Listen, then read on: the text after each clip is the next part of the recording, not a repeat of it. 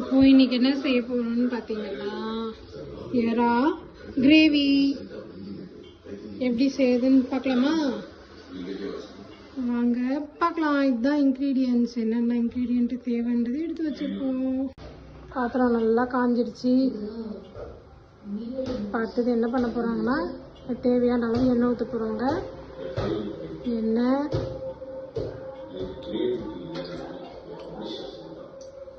எண்ணெய் நல்லா காஞ்சதுக்கப்புறம் கடுகு சோம்பு போட போறாங்க.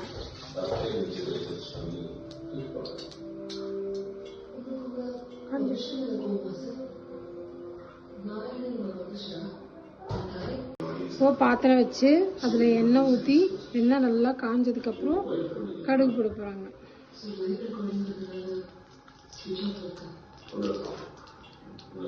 கடுகு நல்லா பொரிஞ்சதுக்கப்புறம்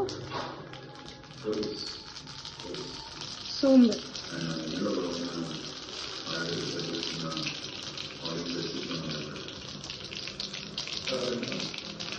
நல்லா பொரிஞ்சிருச்சு. இப்போ கருவேப்பிலை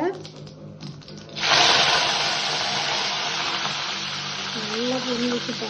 பட்டாசு வெடிச்சிருச்சு. சின்ன வெங்காயம்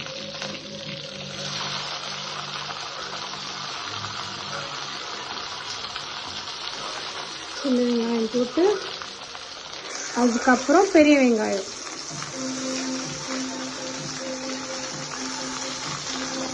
ரெண்டு வெங்காயமும் நல்லா கோல்டன் ப்ரௌன்ல ரோஸ்ட் ஆகணும்.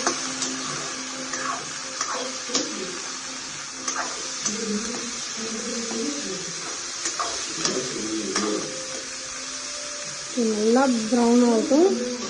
கொஞ்சம் வெயிட் பண்ணலாம். வெங்காயம் நல்லா வதங்கிடுச்சு கோல்டன் ப்ரௌனாக. இப்போ அடுத்து தக்காளி சேர்க்க போகிறோம்.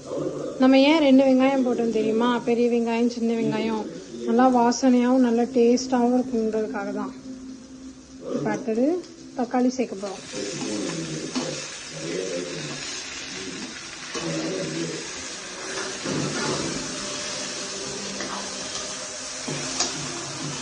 இப்போ அடுத்தது தக்காளி நல்லா வதங்கணும். அதுக்கு தேவையான அளவு உப்பு சேர்த்துட்டு தக்காளியை நல்லா வதங்கி வர வரையும் வெயிட் பண்ணுவோம்.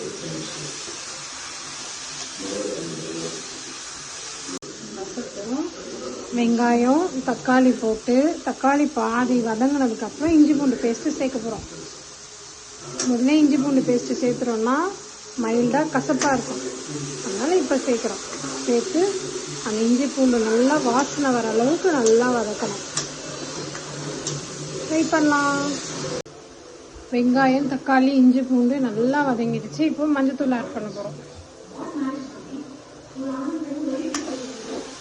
இந்த கவுச்ச வாசனை வராமல் இருக்கிறதுக்காக மஞ்சத்தூள் நல்லா வதங்கினதுக்கப்புறம் மிளகு தூள் ஜீரகத்தூள் ரெண்டையும் சேர்த்துட்டோம்.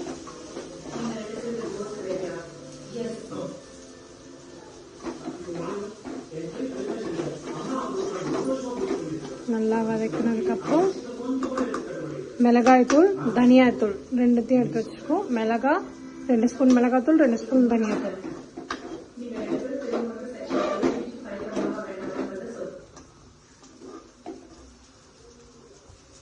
நல்லா மசாலா ரோஸ்ட் ஆகும். ரோஸ்ட் ஆகிறது தான் நல்ல ஃப்ளேவர் கொடுக்கும், நல்ல வாசனையாகவும் இருக்கும். நல்லா அடி பிடிக்காம நல்லா பரட்டி விடணும்.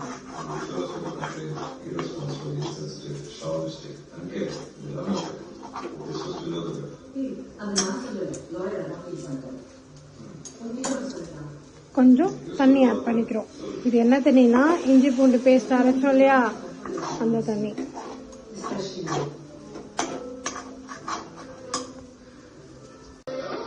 இப்போ மசாலா ரெடி ஆயிருச்சு. நம்ம நல்லா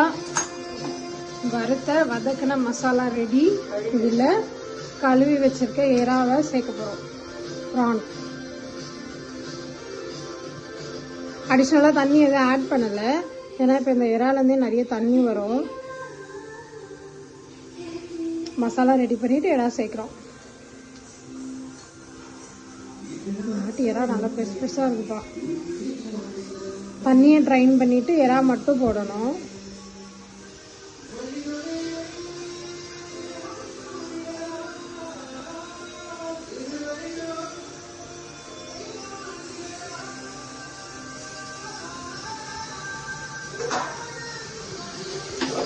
நல்லா பரட்டி விடணும் மசாலாவை, எறாவை.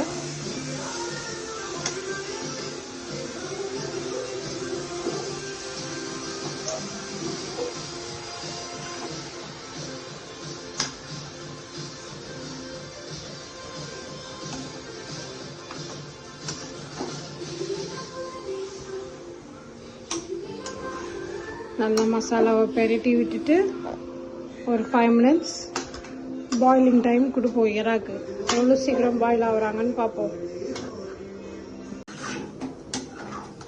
பாருங்க, மசாலாவும் எறாவும் நல்லா மிக்ஸ் பண்ணியாச்சு. ரெண்டையும் நல்லா கலந்து விட்டுட்டு ஒரு 5 minutes தட்டு போட்டு மூடி வைக்கலாம். எப்படி இருக்குன்னு பார்ப்போம். இப்போ கொஞ்சம் தேவையான அளவு உப்பு சேர்த்துக்கலாம். ஏன்னா தக்காளி வதங்கிறதுக்காக கொஞ்சம் உப்பு போட்டோம்ல, அதோடு நம்ம உப்பு சேர்க்கல. கொஞ்சம் தேவையான அளவுக்கு உப்பு போட்டு உப்பையும் நல்லா பெரட்டி விட்டுட்டு 5 minutes கழிச்சு பார்க்கலாம் எப்படி வந்திருக்காங்கன்ட்டு. உப்பு சேர்த்து பெரட்டினதுக்கப்புறம் எறா இந்த மாதிரி இருக்குது. இப்போ ஒரு 5 minutes தட்டு போட்டு மூட போகிறோம். கரெக்டாக 5 minutes கழிச்சு எப்படி இருக்குன்னு ஓப்பன் பண்ணி பார்க்கலாம். நம்ம இந்த ப்ரான் மசாலாவில் தண்ணியே சேர்க்கல, ஆனால் எவ்வளோ தண்ணி வருது பாருங்க இந்த ப்ரான்லேருந்து. அதனால தான் நம்ம தண்ணியே ஆட் பண்ணவே இல்லை. இப்போ இந்த தண்ணி கொஞ்சம் ட்ரை ஆயிடுச்சுன்னா ப்ரான் கிரேவி ரெடி. இப்போ நம்ம என்ன பார்க்க போறோம்னா ப்ரான் ஃப்ரை, ப்ரான் கிரேவி.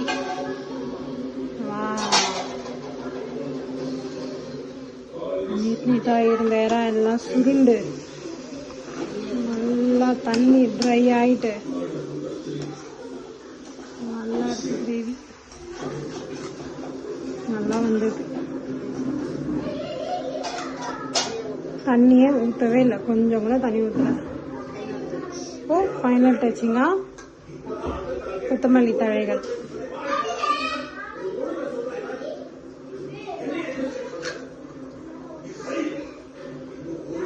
அவ்வளோதான், நம்ம ப்ரான் கிரேவி ரெடி.